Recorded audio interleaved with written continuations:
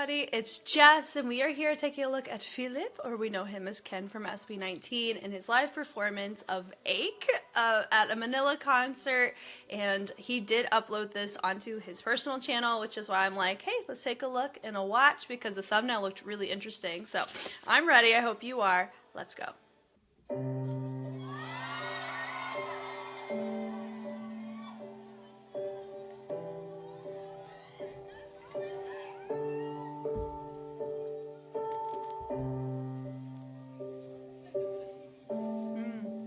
There's 7 of them, and his album's called 7 Sins, so I see the correlation.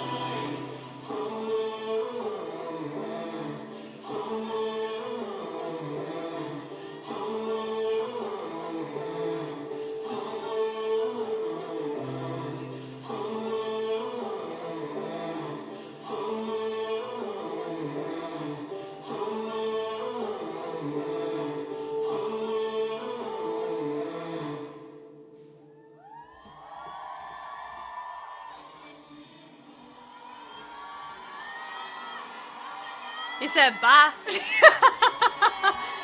Wow, well done, sir. I love songs like this, at least arranged in this way. I also really liked the choreography here a lot, the staging of it, because, you know, Seven Sins album concert, there's 7 people. There is so much beauty, and this should be a sense of validation or confirmation of there can be so much captivation from simplicity, right? The dancers didn't do anything overly complex, but they did do something that is not the easiest thing to do. It does look simple, and simple doesn't mean easy.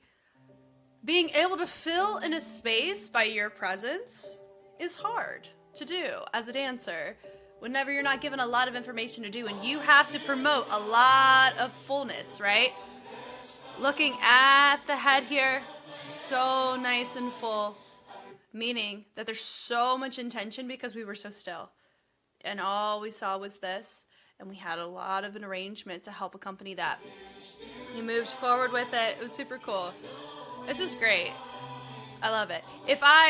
This would be the type of choreography, if I were to work for an artist, I would want to make choreo like this. Absolutely. Like, Mega Crew stuff's cool. I love being a helping hand on feedback for Mega Crew style stuff.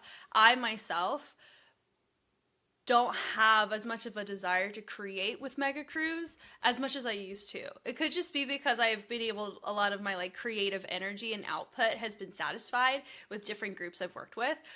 But if I were like, okay, just right now in my season of life, how I feel right now today, this would be the type of choreography I'd want to set for sure. And it's not because of the simplicity of it. It's because of the intention of it. It's that. I love connection, musicality through simplicity so much because so many people downplay it. The fact that we're frozen the way that we are, having to factor in, I think it's really, really cool. If you notice, we have these parts here of this little drapery on the hands. So smart because that's going to help prevent this from falling off because you don't want it to fall off for the visual aesthetic, right? I have no idea where this happened, but he sounds great here. I also love his nail, like, look at the nail polish specifically. It's shiny. So they send the arms out and up, and then they take the arms. Notice the rotation that helps cater in complement to the head. They take it, no words right here. There are a lot of aching. We're talking about, he says ache quite often in the track. Duh, it's the title track. But I really like how sometimes when you ache so deeply, you can't stop it, right? And you want to do something with it, but you can't. So I don't know if there's a sign language affiliation to this or anything, but I do know whenever I see something along these lines, there's just a pit in your stomach. There's this heaviness. There's this weight. There's aching. And another thing too, there's a track, this resonates similarly to a track that I feel very, very similarly to. It's called Groanings Too Deep for Words. Oh, who sings it? I don't think it's by Grey Havens, but anyway, it's a song called Groanings Too Deep for Words. Oh, see, now I gotta go. I think it's Labyrinth. Now hold on. Okay, pulled it up. It's Groanings Too Deep for Words by David Belanche. That one, it settles differently in the genre, but how it resonates depending on how you feel that day, honestly, is something that I really admire. I admire this so much. Look, notice there, we take it, we toss it low with that reverb. Like, that is so impactful. Why? That was the loudest movement we had seen in 1:13, right? Oh. And it matches his tone, and it helps us understand it's not just how FELIP can choose to express himself vocally, we're able to see a visual representation of the 7 Sins as well in this collaboration. I'm always going to assume that Jay is a part of it. I think Jay is so versatile, and I highly commend and highly respect him if he's in fact on this. I mean, I feel that way anyway, but if he's on this, it wouldn't surprise me, but also it's just another layer to admiration of investment that a choreographer would have to an artist. That just continues to validate and affirm the beauty of having anchor choreographers or having a team and having a relationship with your choreography team, the way that SB19 has. because you're able to create really cool things. They bring it nice full, and then they make the arms more full. Out of this, they rotate. Look at the lighting change. They lunge it with the arch back, the hold, good for them. That can be hard to hold if you didn't know that. But then it looks like they're hinging around. So they're continuing to go through it. Good for them. It is hard to get the range in check. Notice they had to keep their balance. That's hard to hold. I really appreciate that it's like a freeze frame moment that they're rotating. Also, I don't know how we transitioned on the thrust like this. It could just be the vantage point that I had that whole time. They already had them already here. It's cool. Yeah, much I ache. So I like the yearning of that. The drop down is cool. I also haven't heard the original track, so I don't know how many times he ad-libs. I know he says, I love you, because somebody said in the audience. It was great, right? But I don't know what runs are different, which ones are varied, because I know SB19 does that.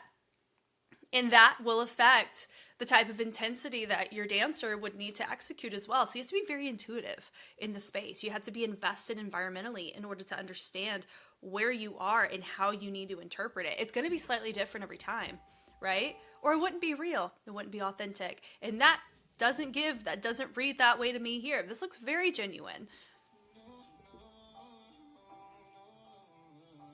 Like, that was gross. Oh, that was awesome. Yeah, right here. No words. Right. And it looks like it's at the discretion of the dancer and how they want to feel that, right? Like the speed of it. The pull is nice. Yeah, the tension's building and the drop down on egg presented in the space. Yeah.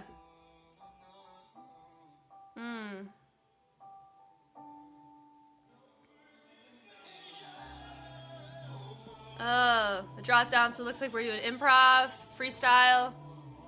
Kickouts are cool. Little Valdez energy. Good for them, because on that thrust, that is risky business. We were right next to somebody, too, doing it.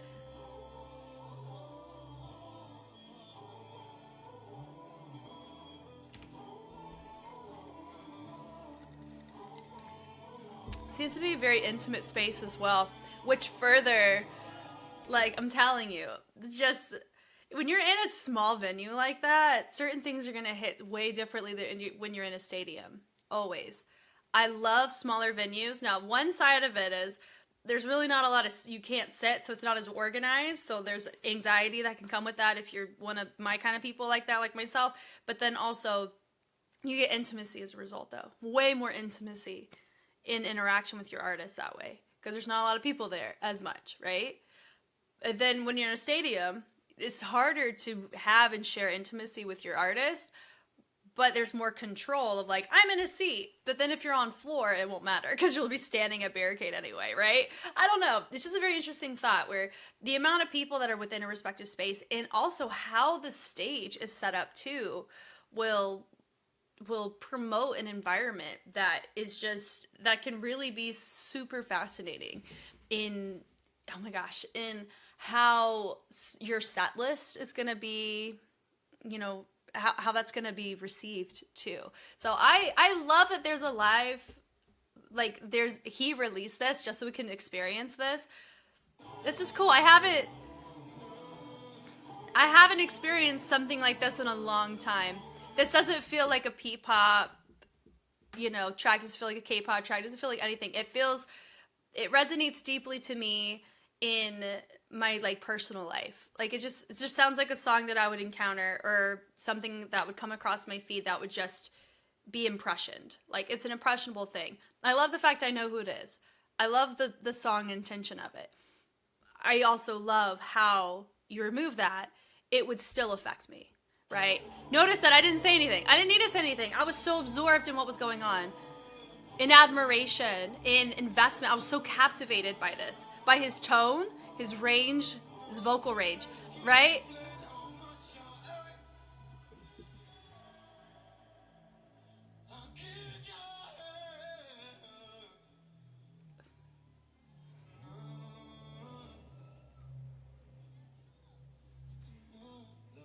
There it is.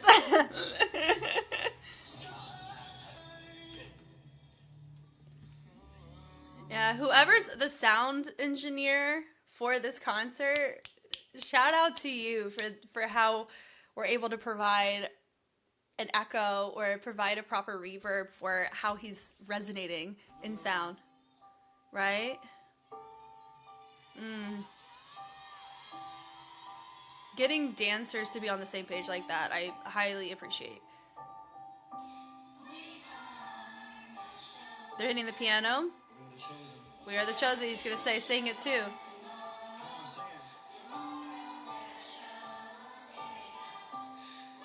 Their head is down. We just switch off on the hand. Simple.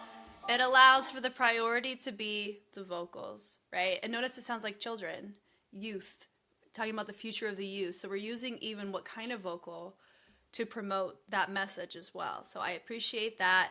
And hopefully there's words on the screen, because if he would to ask me, hey, sing this, in my head. I mean, also, I don't know if this is like a well-known kind of sentiment or statement. I don't know the song, like I said.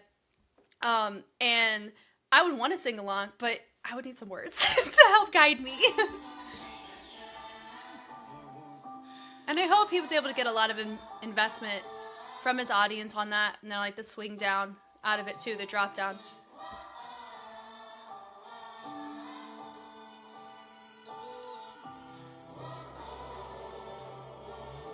That's gross. That's gross, guys. We're turning up. We're gonna turn it up so we can hear it. Ready? Because it's so youthful, and then a lot of times with children, right? Their voices are gonna be in a higher register because puberty hadn't happened yet, so our voices don't drop lower. Listen to this. Hold on. I'm gonna orchestrate. Ready?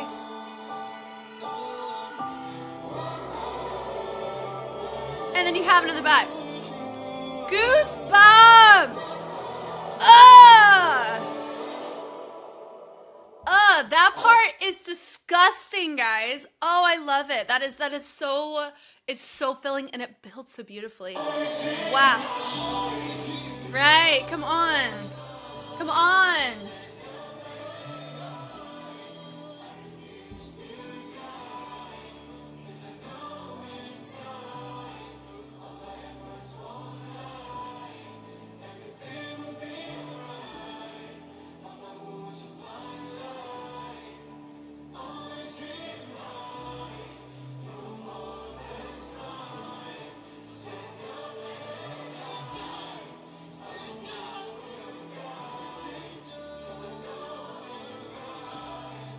I mean, so it looks like here,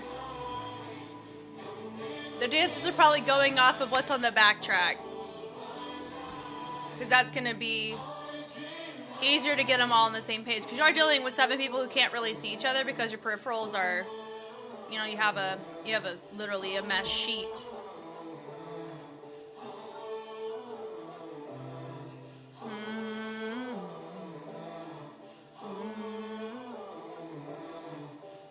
I bet that was so powerful to see live. Because I don't know the context before and after. I think this is really fun, though. Where he's like, I'm disappearing. And everyone's like, no! It looks like something that would happen at the end of the intermission or something. I don't know. But I really like this. I would say it's probably my favorite FELIP track. Maybe in this context. I mean, this is one of the few that I've seen of, you know, I've seen some SB19 live stuff, but I hadn't really seen solo lives really that much. I think his is the first, but man, what a freaking kickstart for me. That was gorgeous work, right? Wow, wow, wow. I really like it a lot. Yeah, I don't know. I'll probably add the song to my Spotify and listen to it, like the studio version. Will it feel the same way? Probably not, because you have a visual and you have the ambiance and the environment. And a lot of times when you've experienced a concert in an intimate environment like that, regardless of how, you know, relatable the artist is, it hits different than whenever you're just listening to a song. And then imagining having a song hit you in a certain way and then going to see that song live. Boy, howdy, right? Wow, I loved this. Hopefully, I hope this makes it onto YouTube. Quit got cut from YouTube. It got blocked. So I'm really hoping that maybe these personal accounts will be nicer to me on this side. But this was great. Y'all know me. I know you. I'm Jess. And I will catch you on the flip side. Bye.